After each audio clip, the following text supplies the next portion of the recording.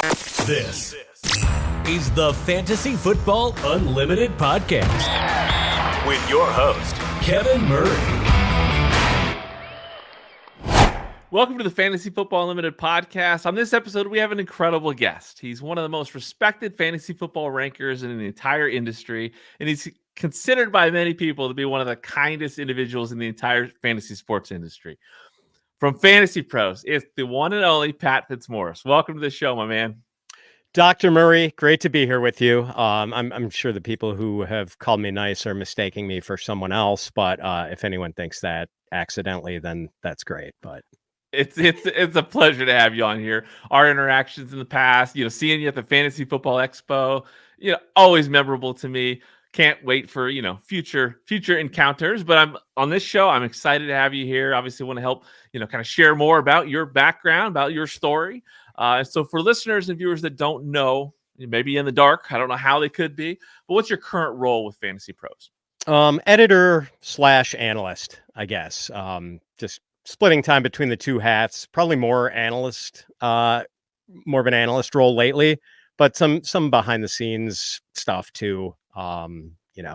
Get to work with a bunch of great people.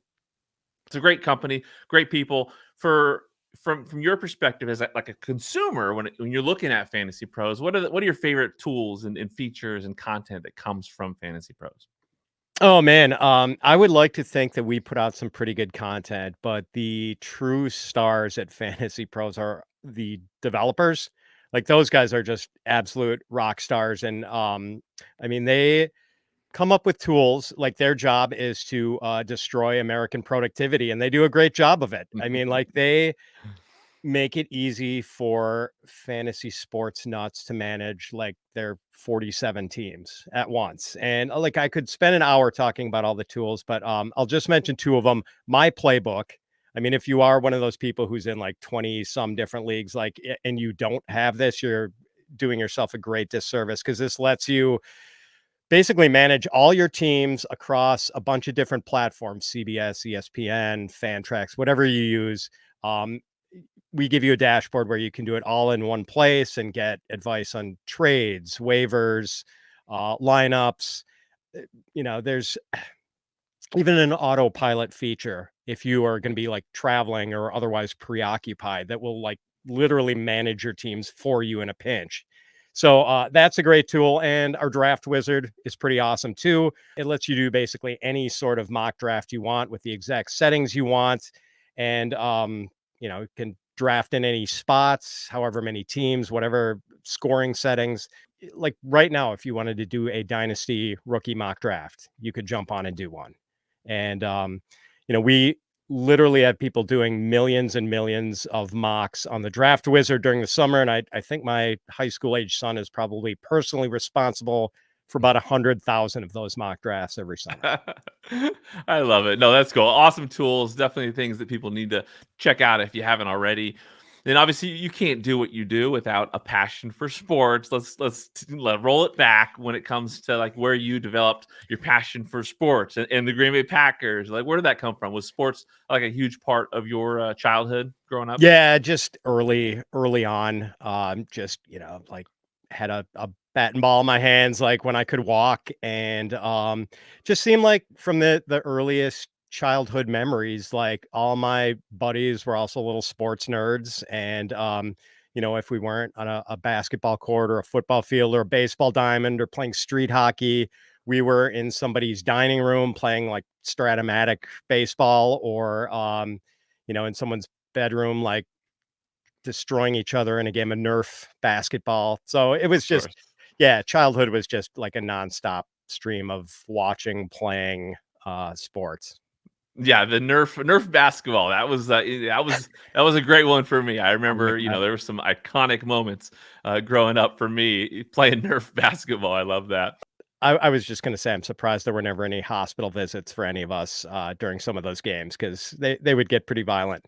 Oh, for sure. You got to defend that rim, right? Exactly. So did you grew up in Wisconsin? Is that right? Yeah, suburb of Milwaukee. Okay. And so obviously, you got that Packers love. Who were your favorite players, like across all sports growing up? Oh man, Probably Robin Yount is like my favorite of all time, because played his entire career for the Brewers. It spanned like 2 decades and pretty much the entirety of my childhood into adulthood. Um, like can't not mention Brett Favre and Aaron Rodgers, who have supplied a lot of joy.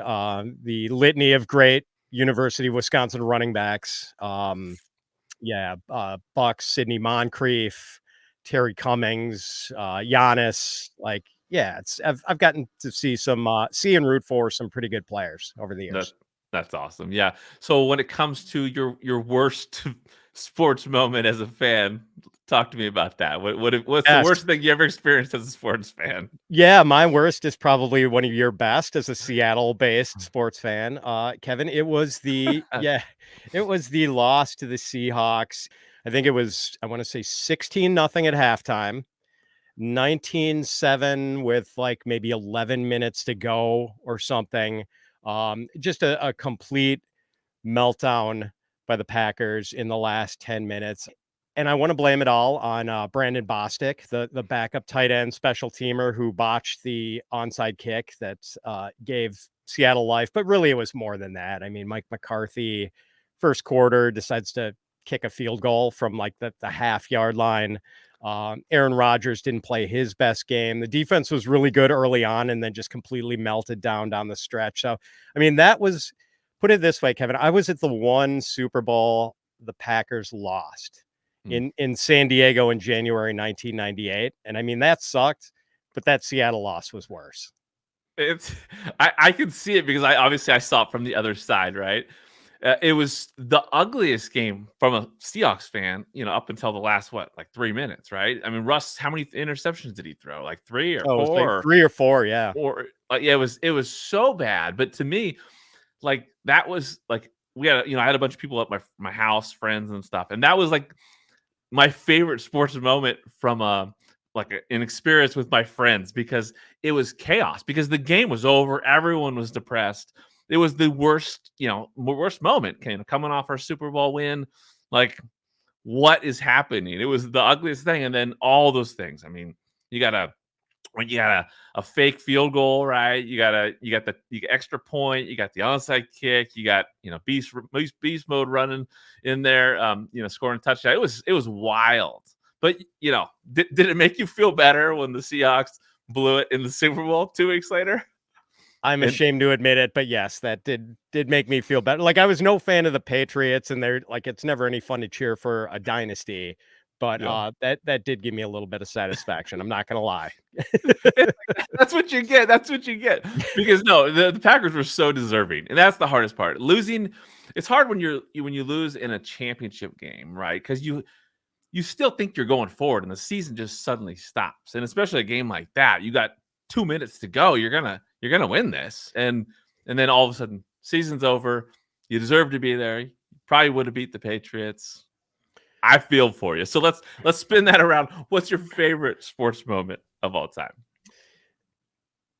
The University of Wisconsin football team beating UCLA in the Rose Bowl in January of 1994. And it's just like anyone who had been a fan of the football program up to that point, like there had not been much to be a fan of for the previous 10 years. Like Wisconsin was pretty much a complete doormat in the Big Ten. Like there was a home and home series with Miami, Florida one year, like at the height of the Miami dynasty. I think we lost both of those games 51-3, and ironically scored first both of those games, got the 3 points, and then the Avalanche. So like just having the team go to Pasadena and play in a Rose Bowl was pretty awesome.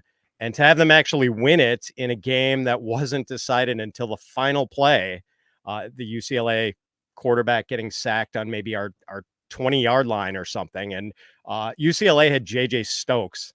Some of the old timers might remember him, like this big receiver. I'm like, oh man, all this guy has to do is like throw it up in the back of the end zone for JJ Stokes and we're going to lose. And somehow he decided to like scramble and go past the line of scrimmage when he had like no rushing room, got tackled, brought down. And I happened to be watching the game with like a dozen good friends in Madison. Got to go out on State Street afterwards with like bottles of champagne and celebrate with thousands of other Badger fans. So that was probably the best moment I've ever had as a sports fan.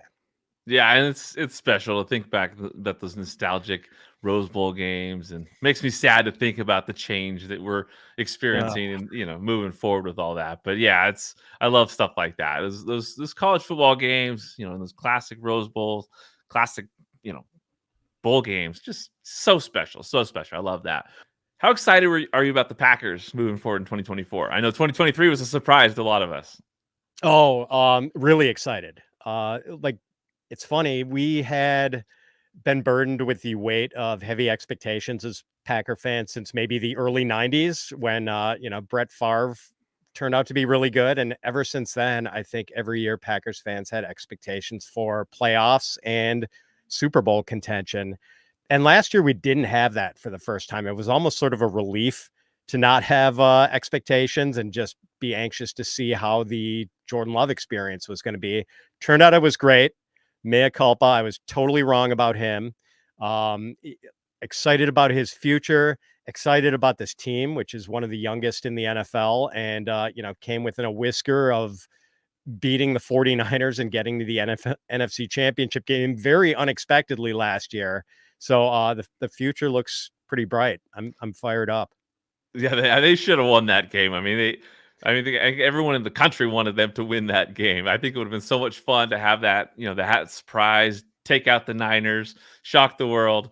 But maybe next year. Although the division's going to be tough, that NFC North, it's got a lot of promise for all the fan bases. What are your thoughts on that competition ahead?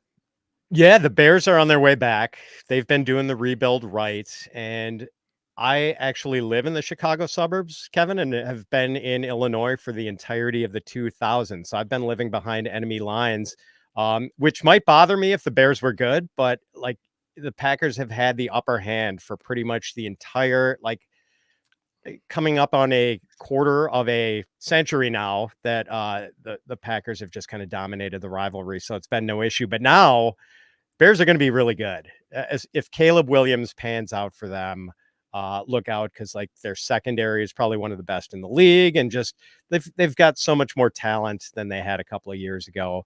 Vikings just need their quarterback. They're always scrappy. The Lions are kind of already there, done with their rebuild. Played in the NFC Championship last year, so fun division for sure. And then you've got all the natural rivalries. Like we've never had much of a rivalry with the Lions, just because I'm not sure why. Maybe because the Lions were just so bad for so long. But Yeah. Packers fans and Bears fans, obviously a great rivalry. And I think if you ask most Packers fans, they would say that our most passionate rivalry is with the Vikings. The fan bases do not like each other. The Vikings have been probably a little more competitive with the Packers in the last couple of decades than the Bears have been. So there've been some really memorable games. It's a fun division for sure. A lot like the NFC East, where those fan bases just completely despise each other. And it's next couple of years should be fun if the teams turn out the way we're expecting them to turn out. Yeah, it should be a lot of fun. It reminds me of the NFC West, just with the, every team hates the 49ers, right? That's the rival. So, Packers have that target because of that success. I mean, it's amazing what they've done, from Favre to Rodgers, all those years of success. I'm sure you wish they had more Super Bowls, but still that success is definitely going to make people a little envious and ramp up that fan base, especially in a historic division like that. Rivalries go back forever, right? Yeah, there have been some really tough playoff losses, and there's a lot of scar tissue there. But I know a lot of fan bases that would see what they've done over the last 30 years and be like, really, you're complaining about that as a fan? Oh, you've only won 2 Super Bowls over the last 30 years. Yeah, so I mean, Lions fans, Commanders fans, Bengals fans, Chargers fans, go down the list. There are a lot of fan bases that are endured a lot more suffering than Packers fans have. Yeah, you've watched a lot of great football, a lot of memorable games, I'm sure. So are you surprised about the Aaron Jones switch, bringing in Jacobs? I was under the impression that Aaron Jones was just a great leader and necessary leader on that team. Are you surprised that they made that switch? Yeah, I mean, I was maybe not surprised that they brought in another running back, but surprised that they supplanted him with a guy who's been a like heavy duty workhorse back and then just kind of kicked Aaron Jones to the curb, which I Mhm. feel bad about. I mean, I love Aaron Jones, really good running back, seems like a really good dude. But I guess I get it because here's a guy in his late 20s at a position where guys tend not to age that well. And he missed a lot of time with injuries last year. Yeah. Like anyone who had him on their fantasy team last year, um, he kind of didn't turn it on till the end of the fantasy season, like back-to-back 100-yard games to end the season, week 17 and 18. Maybe it was 3 straight, 16, 17, 18. But if you had Aaron Jones and invested a lot of him, you probably didn't make it into week 16. And, then a couple more 100-yard games in the playoffs. So he was fantastic down the stretch, but he was also unavailable to the team for a lot of the regular season. Yeah, and it's probably a signal to to the crowd, to the fan base that hey, we're ready to compete, right? Instead of like let's draft a young running back and take this young team and grow. Like they're bringing in a vet that definitely will help them compete 2024 and moving forward. So that's exciting. Yeah, a guy who's been really durable, too. I think that was a big part of the appeal with Josh Jacobs. Sure, sure. So when did you discover fantasy sports? When did you get involved in fantasy? Oh, man. It was when I was a kid, and my mom, who is a voracious reader, we were in a bookstore at some point, and I'm looking, of course, in the sports books section, and stumbled across the original rotisserie baseball guide, which was like a book kind of just talking about how the league came into being, also like a rule book, and also kind of like it's kind of a comedic book too, like about all these people and like their disdain for bad players and all that. Yeah, it was really kind of interesting and talked my mom into buying it for me, took it home and read it. And like 4 days later, started a fantasy baseball league with some of my nerd sports friends in whatever grade that was, fourth, something like that. So, Wow. yeah, kind of an early submersion in fantasy sports. That's awesome. I know Bob Lung has kind of that same story. He found that book. I've talked to a few other people that have like they found that book. It's amazing to think back at how many people discovered that book and now have, had careers in the fantasy sports because of it. That's awesome. I love that. Yeah, it was definitely a moment like, what the heck is rotisserie baseball? And open the book like, oh, this is a game you can play. This is pretty cool. That's awesome. So do you remember like back in the day just playing fantasy sports, consuming content and where you found content way back when? Yeah, so I mean it was baseball first and like I mean I guess the first guy I followed who was a content creator was this guy named John Hunt who used to write for USA Today had like this baseball weekly publication that was really big at the time and John Hunt had a weekly column and I'd always get pretty excited about picking that up and reading his column. It's like the first thing I would turn to cuz I was playing fantasy baseball back then and football, it's weird because like there were not a lot of like big name content creators out there before I actually got hired at Pro Football Weekly as an editor in the late 90s and started writing fantasy football stuff myself.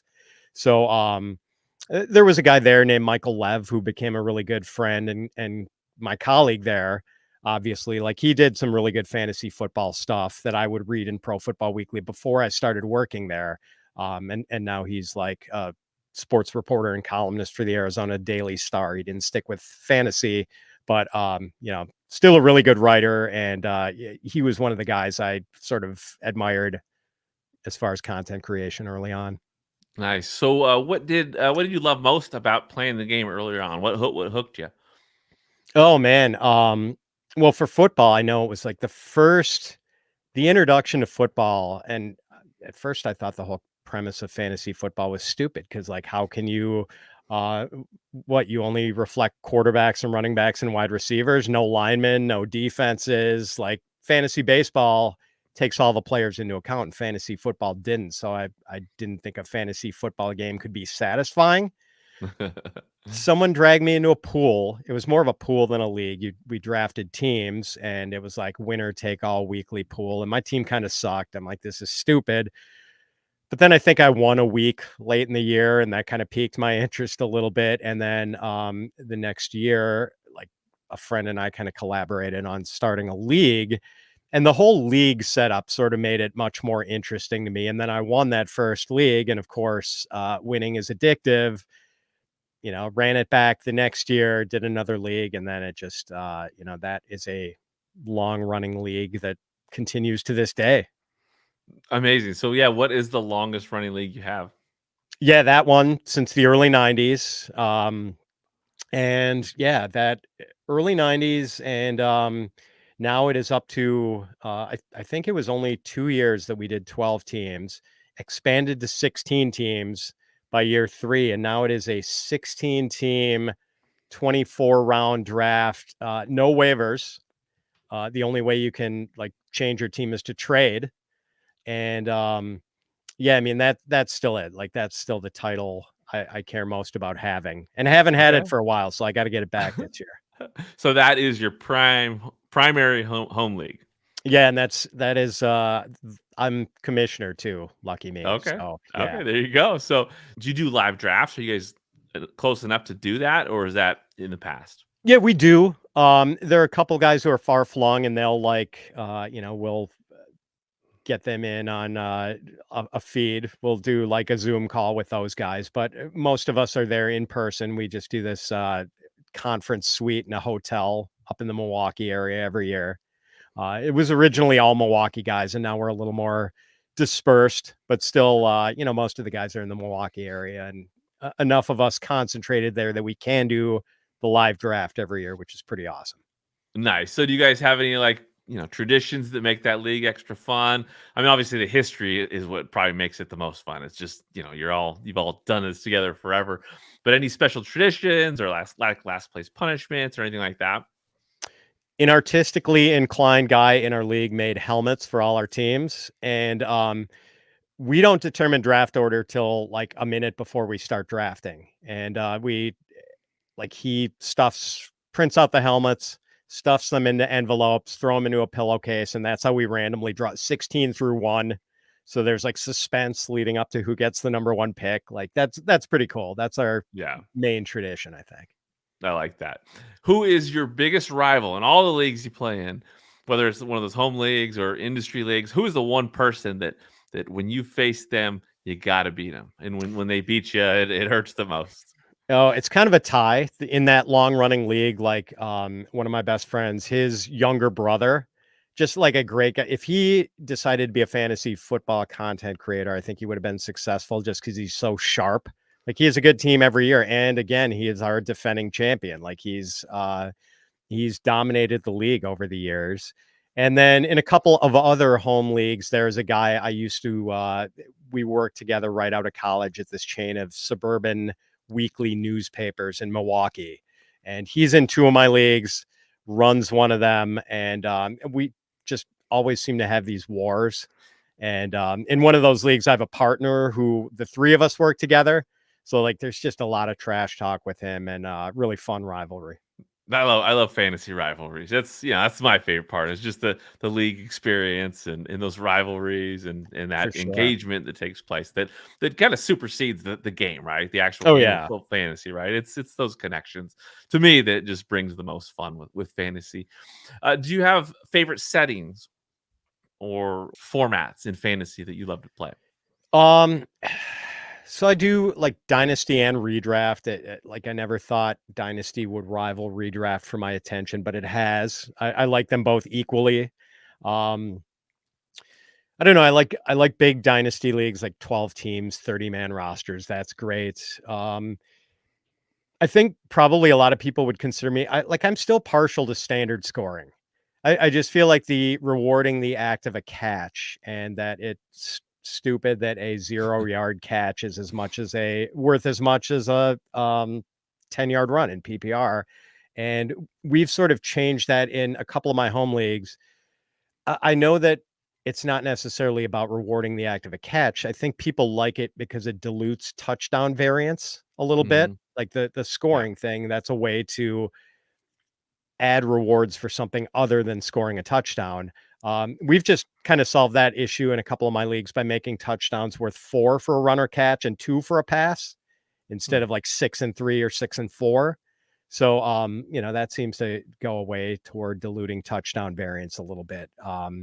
So yeah, I mean, probably people are going to not like that. I prefer standard to half point and full point PPR, but I play in all three. Like, I'm not mad about playing in PPR leagues. They're a lot of fun too. And, I like the big leagues, 14 and 16. Like 12 is great. 12 is a perfect number in a lot of ways, but I love the challenge of just like a 14 or 16 team draft and it's the 6th round and you're thinking, oh my God, what the hell am I going to do now? Yeah. No, I think that's great. I think it's great. And with standard, I too, philosophically, I hate the idea that you get a point for, a catch behind the line of scrimmage. Like I've always, felt that way with standard PPR. I've definitely, I've gone with the way, right? Where, to me, like half point, okay, let's do that. That's fine. But yeah, you're right. I think that it was standard scoring. I mean, it made the most sense. But people love points. People are addicted to points. They want scoring. So it's definitely taking the mantle when it comes to just more normal, traditional fantasy now these days. But I'm Sure. with you. I'm with you. So when did you start creating content? I know that you Pro Football Weekly. Like, talk to me about like the beginning when you first started getting involved and the timeline that led up to Fantasy Pros. Oh, sure. So yeah, it was late 90s. I got hired by Pro Football Weekly, and that was really more fantasy was maybe only like 15 to 20% of it. It was more there was a fantasy article every week, and we did some online fantasy stuff. That was kind of where I got my start, but mostly it was just like editing stories and helping plan the issues and writing non-fantasy articles like feature stories on players, coaches, teams. Um, I did an article once on the coffin corner punt, the death of the coffin corner punt that like won an award. So yeah, I was doing that, and after a couple of years, I left. It just dream job, but it didn't pay a lot, and I was starting to feel the pinch with my budget, so had to leave that job, but I left on good terms, and they asked me if I wanted to continue on a freelance basis doing like weekly articles. And then one of the editors pitched me on the idea of doing weekly fantasy rankings, and that was, I want to say it was like 2001 was the first time I ever tried doing weekly fantasy rankings. So did that, continued with PFW until they shut down. Uh, that was maybe like 7 years, 8 years after I left. Um, had kind of like gotten addicted to doing fantasy content. So Melissa Jacobs, who I followed on Twitter, ran a site called The Football Girl, and she like responded to the news of the Fantasy Pros shutdown, excuse me, the Pro Football Weekly shutdown. Said something like, "Oh, I'm going to really miss Pro Football Weekly. I'm especially Pat Fitzmaurice's fantasy stuff." And I'm like, I don't know. I just had the idea to offer Melissa like fantasy content for her site. Like, would you Mhm. want to host this? No money or anything. I just like need a place to park my content. She said yes. Melissa and I became great friends and colleagues and had that partnership for a long time until pretty much right up until the time that I got hired by Fantasy Pros, which was 2021. So yeah, Melissa's great. I just played, or my daughter played in like the junior Scott Fish Bowl with like kids in the industry. Oh, So my awesome. daughter, I actually played in that league. So, and she played in that league, and her child was in that league. So that was a lot of fun. So, but that's awesome. So Fantasy Pros came along. What's that experience been like working at Fantasy Pros? Really amazing. I mean, it's there is not anyone at the company who I don't love or like a lot. I mean, like there are no bad people at that company. It is really just a like all the behind the scenes people, like everyone, people who follow fantasy content know, me and Derek Brown, Andrew Erickson, Thor Nystrom, all these people who do the fantasy content, Joe Pisapia, Ryan Wormley, Chris Welsh. But there's so many awesome people behind the scenes at Fantasy Pros, like the producers, the developers, the owners are amazing guys. Like just it's such a, and I left, I'd worked at a Tribune company in Chicago for quite a while. And like, it was just a bad company and it was like ownership was terrible. And, like I worked directly with some good people and had some good managers, but the company as a whole was just terrible. And going from there to Fantasy Pros, it's like, I feel like I was in one of those videos where like they take the pound dog that's been malnourished and whatever, and like Oh, take him in, and like all of a sudden, you've got this happy dog running around. Like that was it was such a total 180 for me as far as working environments and quality of the company. It's just been a dream come true. that's awesome. No, great people there. Great people throughout the fantasy community. Talk to me about a little bit about like going to the Fantasy Football Expo and your Oh, experience, connecting with people in the industry and, consumers and other content creators. Talk to me about the expo experience and how much the friends that you've made and the community that you've encountered has meant to you over the years. yeah. I mean, I've done 3 of the expos now, Kevin, and like the first one was kind of a whirlwind. I think I was in Canton for less than 24 hours because of I think I had to come back and do a draft that was going to be like live streamed or something like that. So I just had to go in and out, and wish I could have been there longer. And then the last couple of years, I've done the full experience. It's awesome. I mean, like getting to meet people like you in person, all these other people. It's like Twitter, fantasy Twitter come to life. And it was just like such an amazing experience the first time. And now to actually get to do it and like hang out with people and have beers with them and talk to them and have coffee with people and go out to breakfast with people. It's just fantastic. Um, it's almost gotten too big, and I don't want to say that because there is no such as thing as too big, and Bob Lung has done an amazing job with it. But it's too big in that I come back from these things, and there are always a couple people like, "Wait, you were there?" And I like didn't even see you or get to talk to you, or people who you see for a minute at the bar and like, "Oh, hey, we'll catch up later," and you just never do. Like I feel bad. They're always incomplete encounters or encounters that just never happen. And it's like I just wish there was more time that I could have during those things to talk to people. It's true. Yeah, you go there for 3 days and you leave. You just want more. Like, I mean, it's Yes. sometimes nice to go home, but you still exactly. You look back and you think, oh man, I wish I would have spent more time with that person or this person, or I didn't even know that person was there. I wanted to talk to that person. So hopefully, just over the years, it all kind of comes together and you're able to spend that quality time with people that you want to, and keep coming back. I imagine you're probably making plans to go back this year. We're booked already. The Nice, big nice. big fantasy pros contingent this year. So yeah, we're excited. That's the rumor. That's the rumor that I've heard is that there's going to be a good presence from fantasy pros. I think that's fantastic. Obviously, one thing that we all kind of like share is that is part of the reason why it's so fun is that we all love football. We love fantasy football. Let's talk a little bit about the season ahead. This time of year, it's so much fun with the draft and everything. Obviously, you got 2024 ahead of us. This time of year, though, again, draft. Are there some prospects that you're really excited about that are coming out in this class, at each position that you can think of? Yeah. All right, so I'll give you one at each position that are like kind of my guy type guys that I just like am extra excited about. I mean Drake May, not that I'm flag planning on a guy who's going to be probably a top 3 pick, but like I think maybe some people are sleeping on his rushing potential. I know people think Jaden Daniels is going to be better for fantasy because he runs so aggressively, and maybe that's true. Drake May runs really aggressively and he's good at it. And I think he's a phenomenal passer too. And he just like didn't have the sort of surrounding talent that Jaden Daniels had or that JJ McCarthy had. So I'm excited about May. Like I think he's going to be terrific. Keon Coleman is a guy who maybe like is not even in some people's top 10 at wide receiver. College numbers weren't dazzling, but he is like kind of a Des Bryant, Mike Evans type who's not going to be an elite separator, but is just the ball skills are out of this world. I mean, before he got to Florida State, played basketball for Tom Izzo at Michigan State, and he is a rebounder on balls, and he is just this acrobat, and I'm excited about him. I know his 40 time was a little slower than people would have hoped at the combine, but Florida State used him on punt return, so I don't think he's that slow.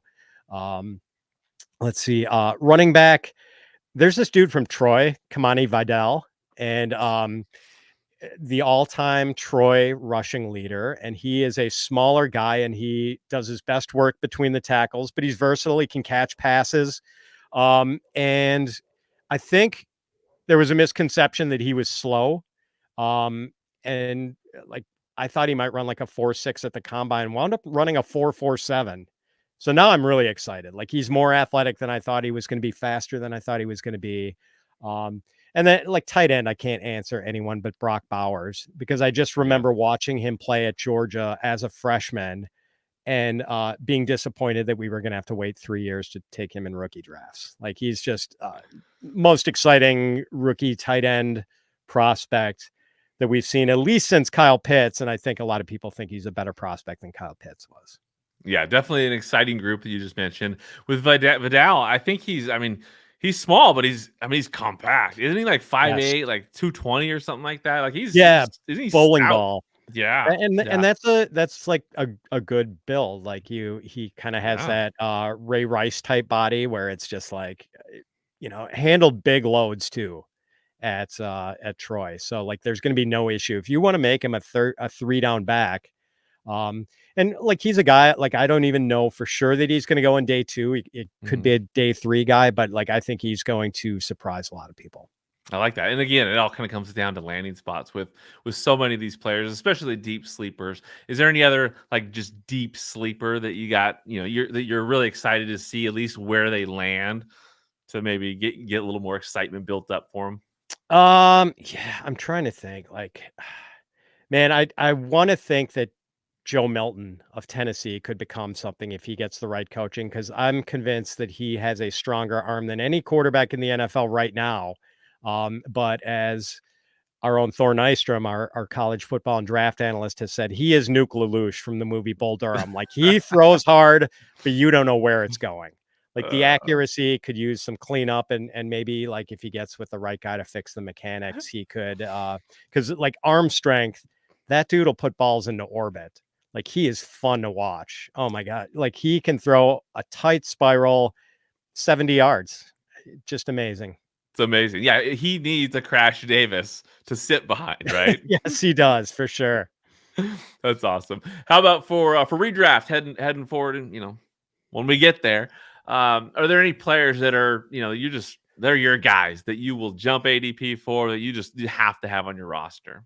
Yeah, I'm surprised ADP has still stayed pretty subdued, at least as far as the early best ball stuff, for Chase Brown after the Joe Mixon departure from Cincinnati, because we got a pretty limited taste of Chase Brown last year, but what we saw was really exciting, and especially in the passing game where he was just dynamic.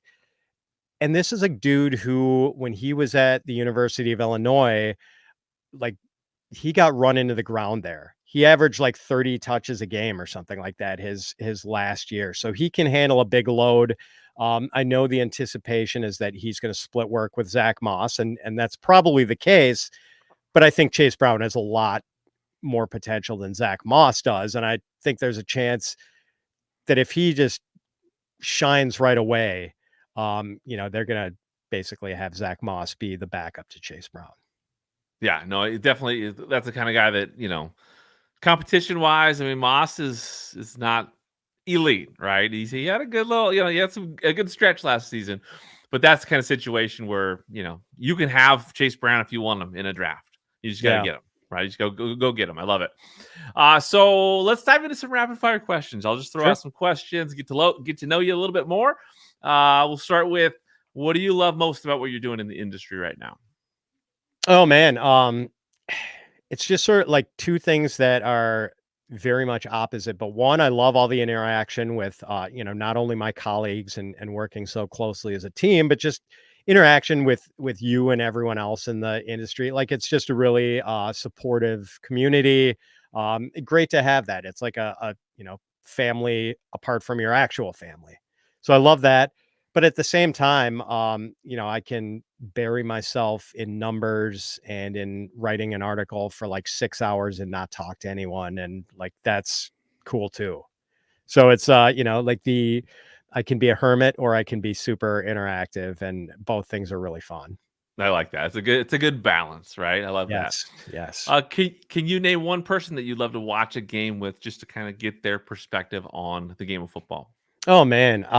Yeah, I've been thinking about this. Like, I know he is not as beloved a commentator as he first was when he came into the scene, but like Tony Romo, um, seems like just a really good dude. It'd be fun to watch him apart from like he's got the duties of calling games, but to just like kick back and have a beer with him. Plus, he's a fellow Wisconsin native, so we'd have that to talk about.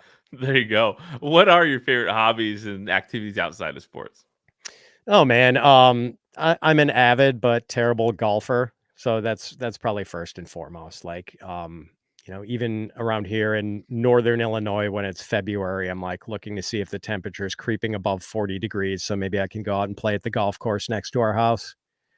I like that. I like that. So one of these years we should probably do like a golf, like a Monday morning Canton, Ohio, like golf outing, right? Yeah, And we there there have add that to the expo. there have been those conversations, Kevin, for sure. And like, I think maybe the only reason that it hasn't happened yet is that like I wouldn't want to do anything that like steps on Bob Long's toes or like interferes with any of the official fantasy football expo events. But I have a feeling that's going to happen in the next few years. I love that. I love that. How about the last TV show you binged? What was that? Oh, probably Mr. and Mrs. Smith with my wife. That season. That was a barn burner. We appreciated that season very much. Nice, nice. Do you have an all-time favorite TV show? Oh man, I mean, it's just like there's the Mount Rushmore would probably have like Game of Thrones, Breaking Bad, Mad Men. Like Game of Thrones was great, but maybe since it didn't stick the landing, like that couldn't be number one. It would have to be either Breaking Bad or Mad Men, I think. There you go. There you go. How about an all-time favorite movie? Hmm. Man, like I can never turn off like Pulp Fiction when that one comes on. Braveheart is a favorite. Goodwill Hunting. Man, like there are so many.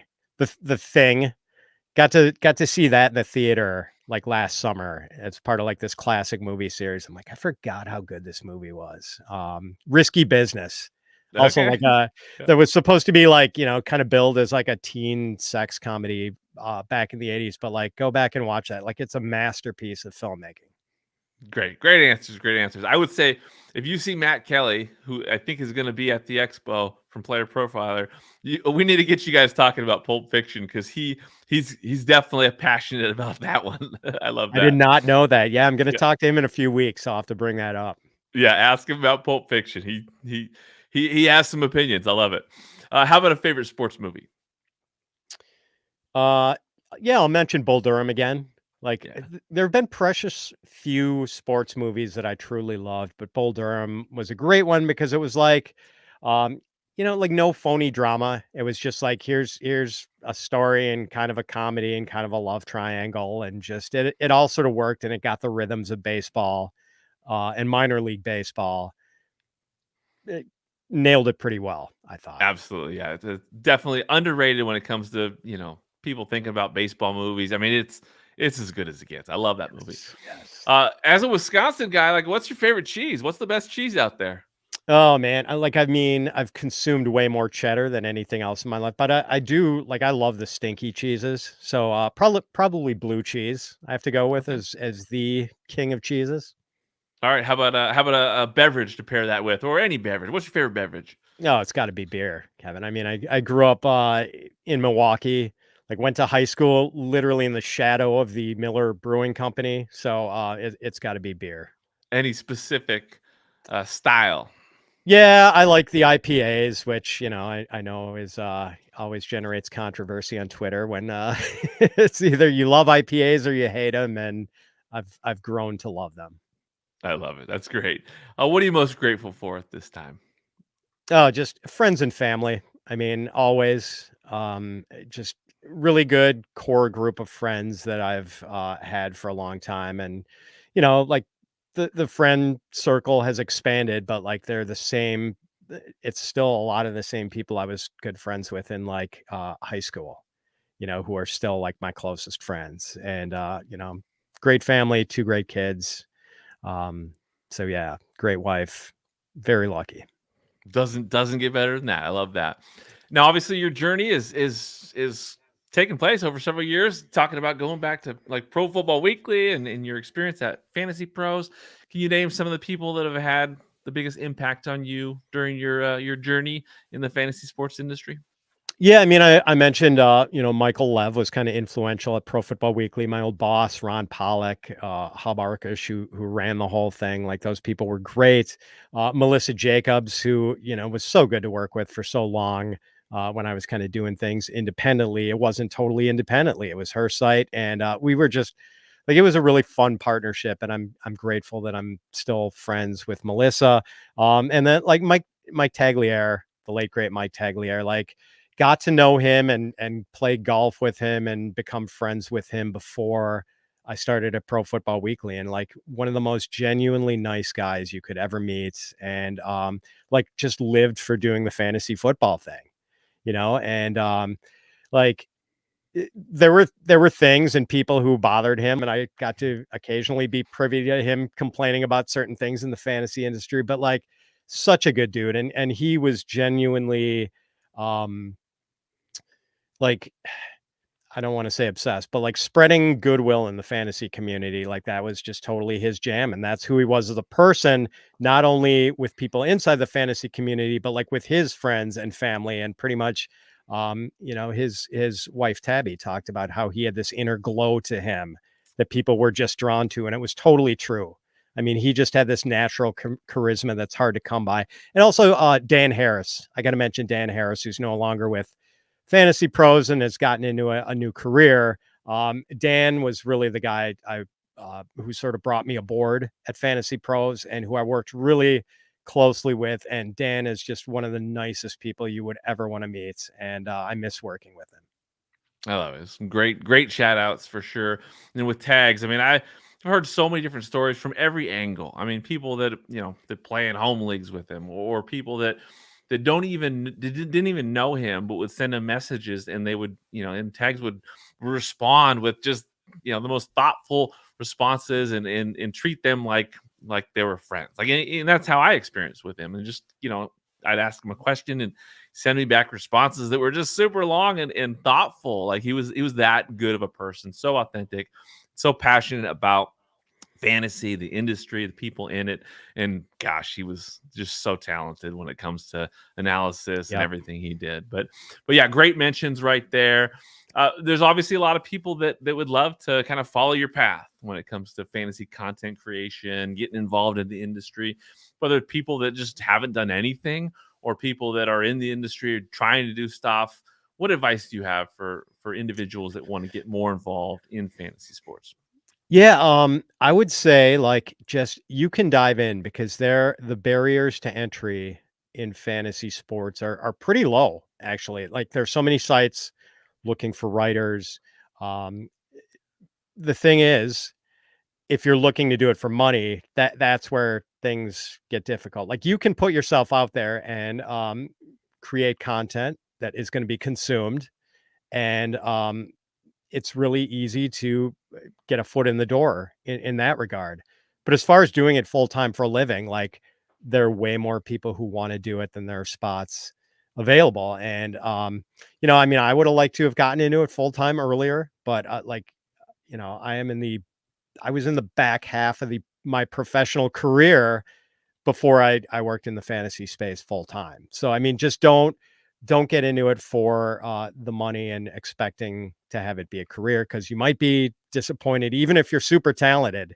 It's just it's tough to get in full time. but doing it part-time is great. And it's like a great hobby and a great way to further immerse yourself into fantasy sports if you're really into fantasy sports. Great advice. Perfect. I mean, it definitely spot on. You got to be realistic with your expectations, but follow your passions, and things can happen. So Yep. so definitely be realistic, as you proceed. But chase your dreams. Right. That's kind of what you're saying, right? Yeah, I mean, I'm not saying that it can't happen, and there are going to be people who get hired in great full-time jobs or whatever, but it's just, if there's a secret to getting those jobs, I don't know what it is. That's good. That makes sense. So, Pat, is there anything else that we haven't covered that you want to share before we close things out here? No, this is great, Kevin. I'm looking forward already to seeing you at the expo and hanging out. And yeah, like this is a blast. I love the show. I've loved going back through and like seeing the interviews with some of the people you've taught. Like you've had a bunch of awesome people on here already. So you know, can't thank you enough for having me on. And anyone who wants to check out my stuff, go visit fantasypros.com. Be sure to download my playbook before the season. Do yourself a favor and find me on Twitter at Fitz_FF. There we go. That's it. That's Pat Fitzmaurice.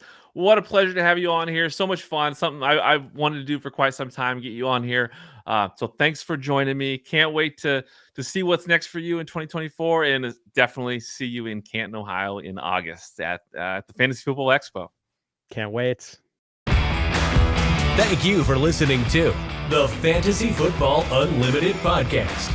Until next time, be sure to follow and subscribe to all of FFU's social media accounts for daily content.